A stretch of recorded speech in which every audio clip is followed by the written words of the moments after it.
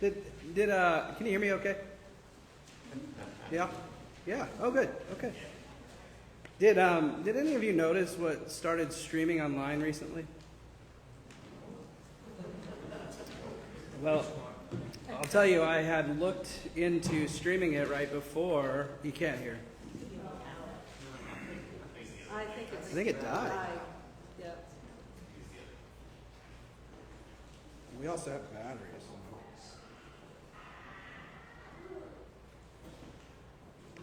You can tell you're going to be able to hear me all right.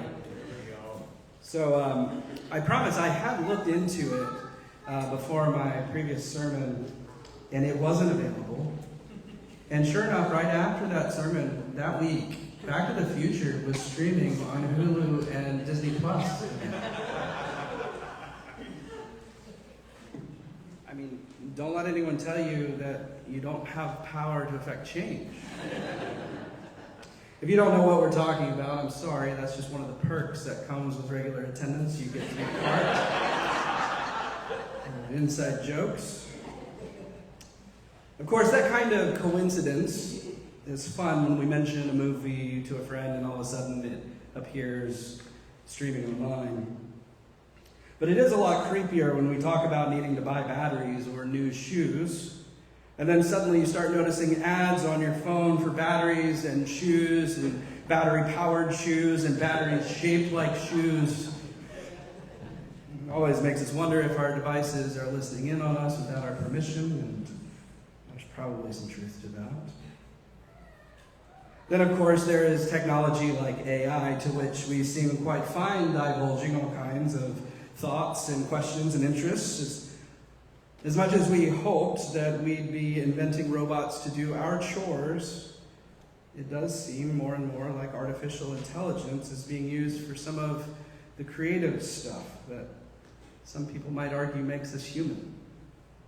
People are using AI to send emails and draft social media posts and put together slide decks, to create art and images and graphic designs, to write school papers and novels, and now, it seems, to even replicate a digital twin.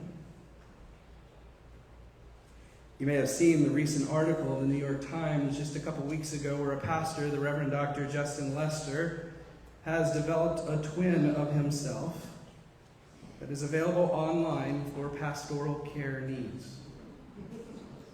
Now, I do know him from class, just one class that we had together. I wish I could remember what it was.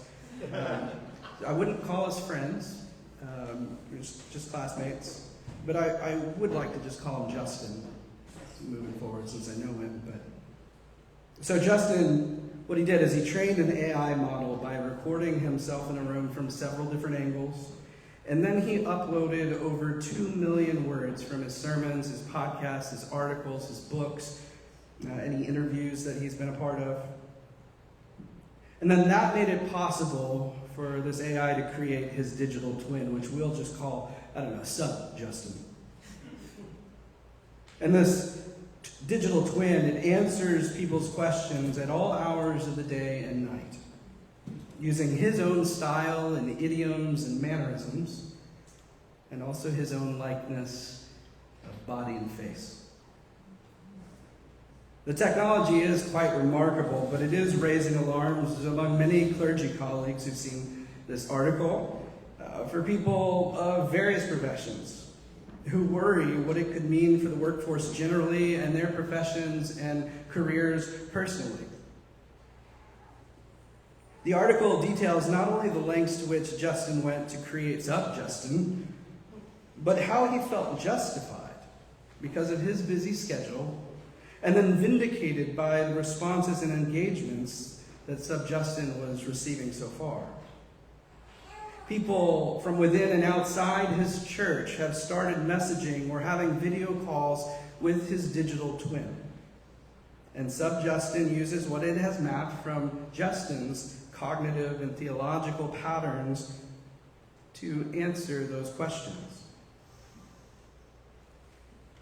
Even if these are situations or questions that real Justin has never addressed or encountered before. The culprit behind his busyness isn't the clamoring of his congregants for more and more of his time. Rather, it seems that he has chosen to attend more and more conferences and speaking engagements about the church and AI. Call me old-fashioned, I would have thought that the digital twins' presence at one of these conferences might be the real remarkable thing to see, the real draw, but Justin opts to attend those in person while he outsources pastoral care to a Rosie Jetson clone. Funny enough, he makes the case in this New York Times article that this is merely an evolution of what Paul was doing in the New Testament when he employed the technology of his time, which was writing letters to the various churches that he'd started. I don't doubt that had it existed, maybe the temptation would have been there for both Jesus and Paul to duplicate or triplicate themselves, to expand their reach. After all, both of our scripture readings today place Jesus and Paul in the middle or at the end of long ministry journeys. And in both of our stories today that Joanne read for us, we have a conversion. And that's that scary church word we try not to use so much anymore. But looking more closely, these weren't cases of Jesus or Paul proselytizing Zacchaeus or Lydia. Their conversions were almost incidental to the basic acts of them being seen and heard and found to be worth spending time with. To really grasp this, it's helpful for us for just a few moments to dig into their backgrounds a little bit more. Both Zacchaeus and Lydia would have been pretty wealthy, and likely they would have encountered their own obstacles to influence and acceptance in their time and place. For Zacchaeus, he was a collaborator with the Roman Empire and a traitor to his people because as a Jew, he was working for Rome collecting taxes and then using that authority to extort more money than was required from his countrywomen and countrymen. His money, his whole aura was considered an abomination. If you need something to relate to in today's imagery, Zacchaeus would be to us an ICE agent. Since he was short of stature, maybe you want to just imagine that short border patrol leader who walked around with that big winter coat that Nazis used to wear. And then imagine Jesus picking him out of a crowd and telling him that he's coming over for dinner. You could see why the religious leaders, the crowds surrounding Jesus would have been stunned and enraged. How dare he even associate with them? Today we might call them fascists. Lydia's situation isn't so extreme on the surface, but it's no less significant. Here, decades later, we have Paul near the city of Philippi, where he meets Lydia and some other Jewish converts by a river. Likely, based on the limited content and context of this story, Paul and his team were looking for a synagogue, but because there weren't any Jewish men in the city to lead it, the tradition of the time would have been that they couldn't have a formal service. So Paul sees Lydia, literally and metaphorically, by that river. And by the end of their interaction, she converts to this fledgling Christian faith. For her part, she was surely a wealthy businesswoman in the region of Macedonia, which is a place where other women had more autonomy than elsewhere in the Roman Empire. She was a dealer in luxury dyes, purple, that were used mostly for royalty and the uber wealthy. But she was also an immigrant to that place. And she practiced, at least to some degree, the monotheistic Jewish faith as a Gentile woman living amid the pagan polytheism of the Roman Empire. All of which is to say, her social mobility, while empowered by her wealth in that region, was also capped because she was an outsider in these other notable ways. And it's probably why Paul meets her on the outskirts of the city, by a river. In each of these stories, we have two people from fundamentally different backgrounds who share similarities of wealth and ridicule, and who probably found themselves rather jaded or calcified in their worldviews. Not unlike someone today, maybe some of us here, who know the pain and power of being rejected and dismissed and discriminated against because of things that may or may not be within our control. And as happens so often, the choice is then to assimilate into whatever the popular and dominant cultural expectations are, or resist and become further isolated and ostracized, and in the process become more defensive and rigid in what you believe. What you believe about others, about the powers, about yourself and your worth. This is part of the focus of David McCraney, a science journalist who authored the book, How Minds Change. And in conversations this week with Wesley, the book came up a couple of times. Enough that I felt like I needed to buy it and at least start it myself. And so I'll admit up front, I have started it, I haven't finished. But for our purposes this morning, I think I can summarize the gist of it for you. And then I will point you to Wesley for the specifics. Humans are social animals, and that means our brains evolved to prioritize group cooperation and belonging. McCraney's bigger goal is to lay out how minds change with the hope of bringing us back from the precipice of social collapse to a greater understanding of and mutual respect for one another.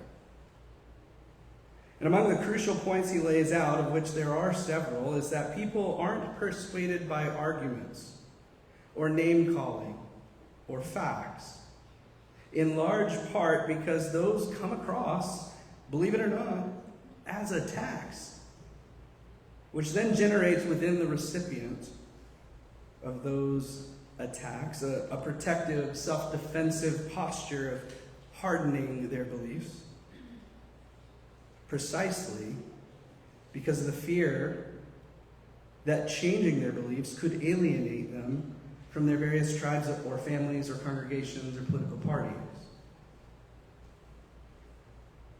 We can't find all of McCraney's research within these two stories, of course not. But we can see the contours. Zacchaeus and Lydia changed their minds. They converted to the way of Jesus, not because the teachings themselves persuaded them, but likely because of the human connections they had with Jesus and Paul. Jesus saw Zacchaeus. Paul saw Lydia. Both, literally and metaphorically, they saw and listened to Zacchaeus and Lydia. And were we able to listen in on their conversations, I'm sure we could imagine discovering safety and mutual curiosity and a sense of dignity within those conversations. And not for nothing, I would add that the spirit of the gospel itself is of this kind of inclusive belonging and compassion. So Jesus and Paul, at least we can imagine, are embodying or practicing the very message they've been sharing.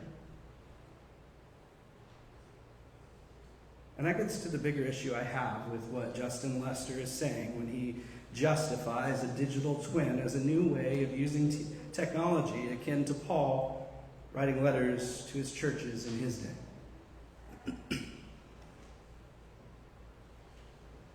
Honestly, it doesn't work.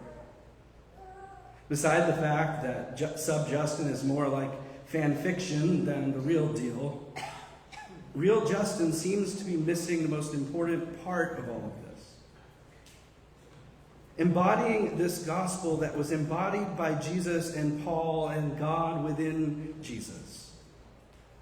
And I don't want to vilify Justin, partly because, as I said, I know him and he isn't here to defend himself, though I do think we could just pull up Sub-Justin and have at it. But if we were friends, I'd like to think a conversation might be had one day about this. which underscores the point of what is problematic about the digital twin providing pastoral care and underscores the point of these stories today. He's missing the human connection. The problem isn't that he's using AI, it's that he's using it for the wrong thing, in my opinion. Justin is outsourcing the parts of the job that make him a pastor at all. He's exporting the parts of this odd and wondrous calling that makes him human. Never mind inflated thinking that so many people crave his opinions that he felt justified enough to make this thing, but he is implying that his own thinking and theology are finished products. That they're so fixed they can be relied upon to generate new responses to situations he's never encountered before. And that's it right there. That's the issue. Among many, again, it's the human connection. And I get it. No offense, I wish I had fewer meetings that could have been emails. And maybe inconsistently, I wish I had fewer emails. But you know what I don't wish? You know what I don't wish? For all the time and effort that those team meetings and pastoral care visits and email exchanges are, that they require, I wouldn't trade those if the cost was not getting to know each and every one of you. I wouldn't be who I am today if I had outsourced those interactions and encounters and disagreements and disappointments and joys and laughs and heartaches and tears that we have shared together. Zacchaeus was changed because he met Jesus. Lydia was changed because she met Paul. But you know who else was changed? Jesus. And Paul. Jesus was different for repeatedly having spent his time with people like Zacchaeus and every other person deemed a sinner and unclean and unworthy of recognition in his day. It shaped who he was and what he believed. Paul was different for having spent time with Lydia. He learned pretty quickly that she and other women were going to be leaders of local churches, even if a previous religious tradition wasn't so sure about that kind of responsibility for women. Friends, we are indeed, all of us, too busy and overcommitted and unable to properly pursue the joys and priorities that are life-giving to us. But the answer isn't to outsource the gritty, time-consuming encounters that make us human. Showing up as our authentic selves, making those human connections, those are the things that change us, that change others, that make us who we are. People who thrive in community and in spaces of belonging. And just to show that I actually wrote this, here's a cheesy way to remember it. I'll call it the power of AY. The power of being authentically you. If I'm honest, I think that's one of the reasons I love our Summer Commons worship services when we gather here in this room for a couple months. Because we're somehow a little freer to bring our authentic selves into this space. Maybe because we're in closer proximity to the music or the message. Maybe because we can see and hear each other.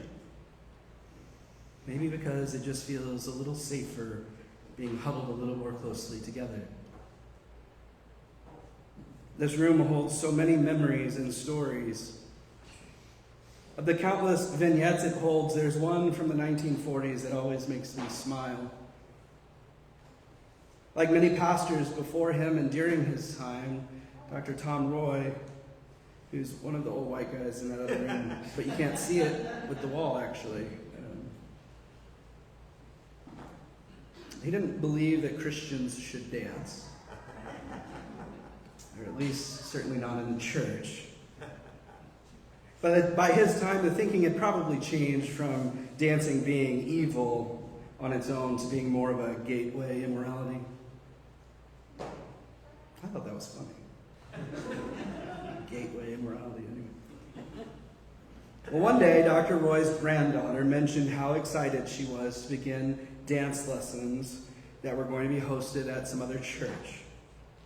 Whether it was ballroom or swing dance, I don't recall. Well, wouldn't you know, in very short order, not only had Tom Roy not chastised his granddaughter about the immorality of dancing, but he had arranged for the dance lessons to be held right here in this room instead of at that other church. I don't know if it was a true conversion or simply one born of his flair for competitive ecumenism. But within a few years, the young adults of this church were hosting New Year's Eve parties with balloons and streamers, and yes, you guessed it, dancing. I know. And it wasn't ballroom or swing dancing, it was just the freestyle, I don't know what you call it, just freestyle dancing. There are actually photos of some of your parents and grandparents shaking sacred legs and cutting theological history right here in this room. Now, having read enough of Dr. Roy's sermons and newsletter articles, I'm confident in this. His conversion really was more than a ploy to keep his granddaughter from becoming an Episcopalian. Not that there's anything wrong with being an Episcopalian. He didn't seem to change his mind too often or too easily about his convictions, and certainly not if he had made a public statement about them in sermons or newsletters. So I'm convinced that it had to have been sincere for him to do just that. And it seems to me most significantly, his change of heart had little to do with any prescriptions or proscriptions the Episcopal tradition may have offered about dancing in their 1940s edition of the Book of Common Prayer. And I think it had everything to do with that more potent, persuasive power, a grandchild's wonder and joy. I know in the grand scheme of things, wars and violence and rising authoritarianism, inflation and climate change and family dynamics and health issues, you name it, the story of dancing at First Baptist doesn't really seem like a big deal or really pertinent at all. But it really is. Because Dr. Roy changed his mind. And it led to other people changing their minds. And sure, now we can dance guilt-free whenever we want to, and Wesley, maybe we will after the service. But he modeled by his example the power that changing your mind can have on a group of people. And it's all because of his relationship and connection with his granddaughter. And really, all of it began with her. Because she showed up. Because she showed up as her authentic self. Such is the power of AY.